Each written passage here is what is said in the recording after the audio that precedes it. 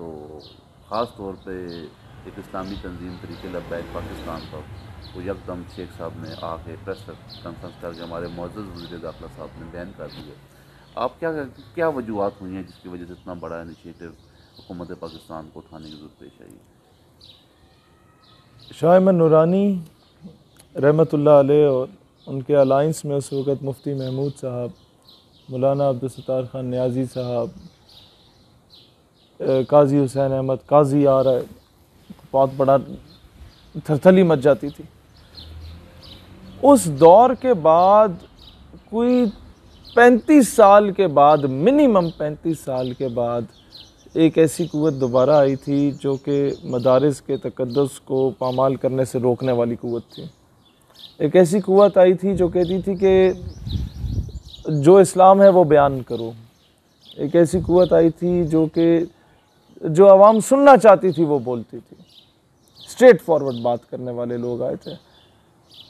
और फिर जब ये धचका लगना शुरू हो गया मगरबी आकाओं को कि यार ये फिर उस कौम को उस ग़ुलामी से निकालने के लिए आ गए, तो उन्होंने ये कोशिश की कि यार इनसे जाके इन्हें समझाया जाए कि आप वो इस्लाम बयान करें जो हम आपको कहते हैं।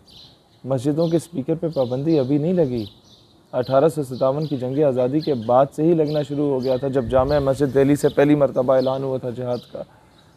वो चीज़ों को दोहराया जा रहा होता है, हर 20-30 साल के बाद कोई ना कोई दरवेश आता है, उसको रोक दिया जाता है।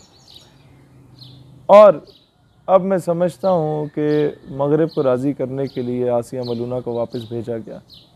मगरब को राज़ी करने के लिए 70 साल की कारस्तानियाँ आप देख लें, आफिया सिद्दीकी को आपने बेच दिया। मगरब को राज़ी करने के लिए अपने अड्डे तक फराम किए गए, वो राज़ी नहीं हुआ। हमारे कितने ही फ़ौजी शहीद हुए, कितने जवान शहीद हुए, कितने सिविलियंस कोलेटरल डैमेज में शहीद हुए, मगरब राज़ी नहीं हुआ। कश्मीर के मामले पे बैक फुट पे चली गई हमारी गवर्नमेंट्स, मगरब राज़ी नहीं हुआ। LOC पे बार्ड वायर लगा दी, मगरब राज़ी नहीं हुआ। कश्मीर को एक किस्म से बेच दिया, मगरब राज़ी नहीं हुआ। कश्मीर पे चुप साध ली, मगरब राज़ी नहीं हुआ। फ़लस्तीन का मामला तो छेड़ा ही नहीं ना, मगरब राज़ी नहीं हुआ। इजराइल के बारे में छोटी मोटे बयानात आना शुरू हो गए, मगरब राज़ी नहीं हुआ। मुमताज़ कादरी को फांसी के फंदे पर लटका दिया, मगरब राज़ी नहीं हुआ। तो अब तो समझ जाओ ना कि कुरान और अल्लाह तुम्हें बार बार क्या बताता है कि जनाब ये तुम मर भी जाओ ना, ये कभी तुमसे राज़ी नहीं होंगे जब तक तुम इनके मजहब को इख्तियार ना कर लो। वो कौन सा ऐसा जनरेशन गैप है जिसकी वजह से इनके साथ दहलाक के घर का मामला था हमारे, 3 दिन सख्त बेचैनी में पाकिस्तान की आवाम रही है, इस कौम को सख्त परेशानी से गुजरना पड़ा है।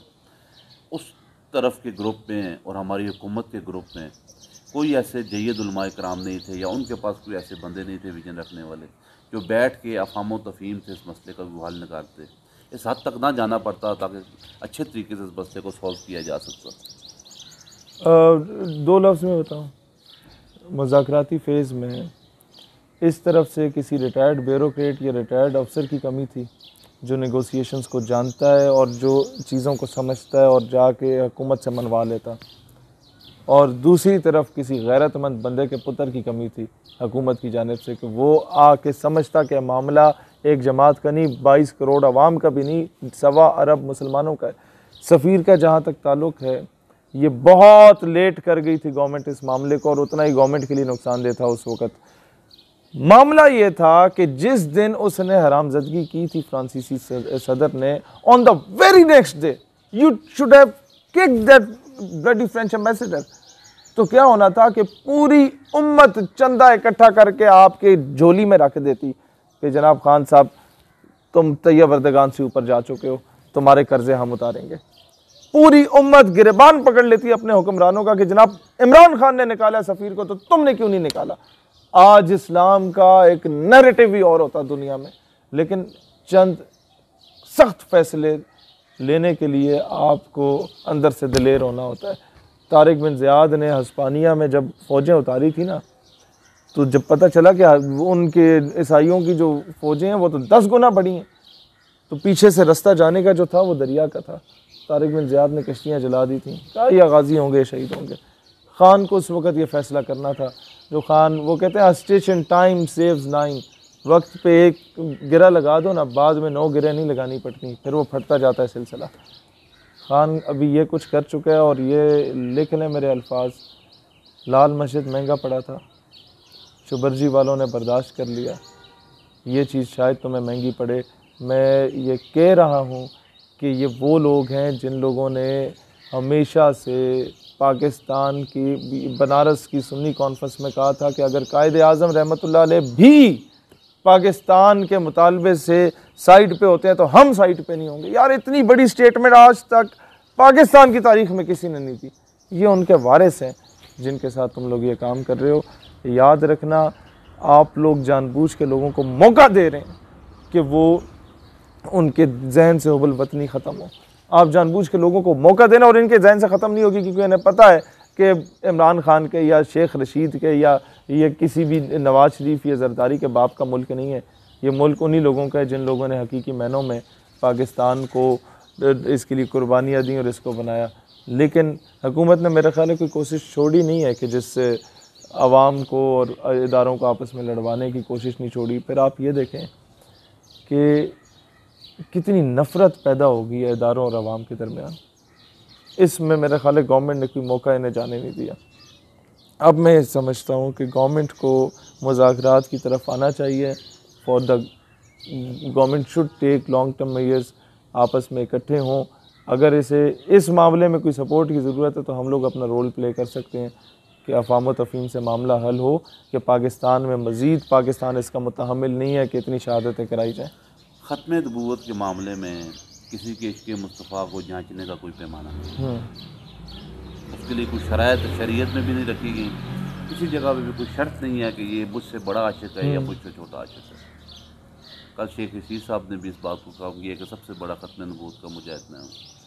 मोहतरम वज़ीर-ए-आज़म इमरान खान साहब भी इसमें, हमें उनकी ख़त्म नबूवत के सिलसिले में किसी का कोई डाउट नहीं है। तो पाकिस्तान के इस्लामी नज़रियाती एहसास में ये बात लिखी गई है कि जो मुसलमान होगा वो यहाँ की आला सीटों पे, आला अहदों पे। सर वो देखें, शक मुझे भी नहीं है, शेखा मुझसे बड़ा होगा आशिक रसूल। मैं तो बहुत गुनहगार आदमी हूँ, बेअमल आदमी हूँ। नमाजें अक्सर हम लोगों से रह जाती हैं, दाढ़ी मेरी नहीं है, मामा मैंने नहीं बांधा हुआ, मौलवी मैं नहीं हूँ, पीर मैं नहीं हूँ। शेख रशीद तो पीर तरीक़त रहबर शरीयत हैं। मसला ये है कि शेख से बंदा पूछे कि ओ घुघू, action speaks louder than words. औरत मार्च वालों पे पाबंदी, तुम्हारे दौर में औरत मार्च हुआ, मेरा जिस्म मेरी मर्जी के फाश नारे लगे, और जनाब अली पाबंदी क्यों नहीं लगाई? यहाँ पर बच्चों के साथ ज्यादती होती है, तुम लोगों ने अभी तक उस तरह का लॉ ही नहीं लाया कि सरेआम फांसी दो। अच्छा सुने, वो उसामा सती, क्या नाम है उस लड़के का, उसके केस का क्या बना जहाँ शेख आके झूठी तसलियाँ दे के गया था? They should take bold steps. जहाँ पर आपकी रियासत के खिलाफ काम हो रहा है, मुझे बताओ गुल अली इस्माइल किधर है? मुल्क से भागी हुई है, क्या वो वापस आई इंटरपोल के जरिए? सर सुने ना, नहीं बैन होता आपका चैनल। मुझे बताएं आपकी मारवी सिरमत किधर है?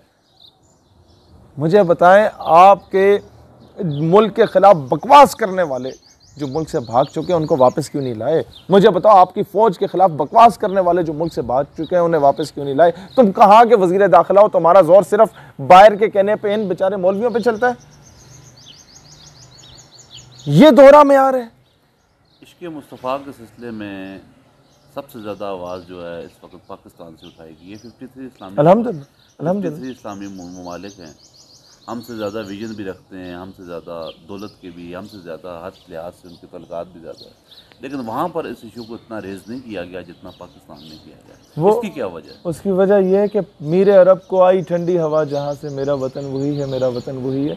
पाकिस्तान की आवाम बिला तफरी के किसी किस्म के मसलक और बिला तफरी के किसी किस्म की सियासी पार्टी, पाकिस्तान की आवाम जितना इश्क हजूर से रखती है शायद ही कोई और रखता हो। क्या हम लोग देखते ही नहीं है किसी को।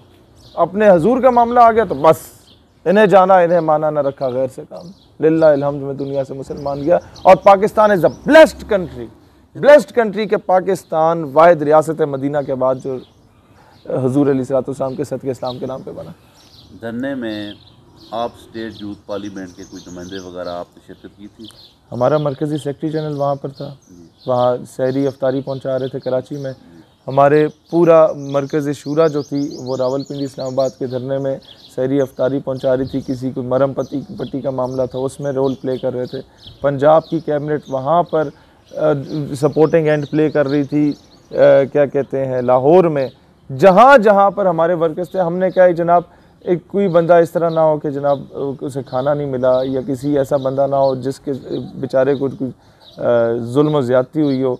अगर पुलिस के साथ भी किसी के साथ कुछ हुआ है तो उसको भी मरम पट्टी करो, और इधर भी हुआ तो वो भी करो, ताकि आवाम का एक पॉजिटिव नैरेटिव जाए दुनिया की तरफ कि यार ये पाकिस्तानी अवाम है जो पाकिस्तान की भी खैर ख्वाह है और इस्लाम पे भी किसी किस्म की उल्टी सीधी बात नहीं सुन सकती। पाकिस्तान नेशनल टेलीविज़न ने हमेशा मुस्बत रिपोर्टिंग की है, और जो सही चेहरा है, जो सही फेस है, वो आवाम के सामने आ। मैं आपको बताऊं, आप लोगों के चैनल जो है इसने वो चीज़ दिखाई है जो लोग डरते हैं दिखाने से।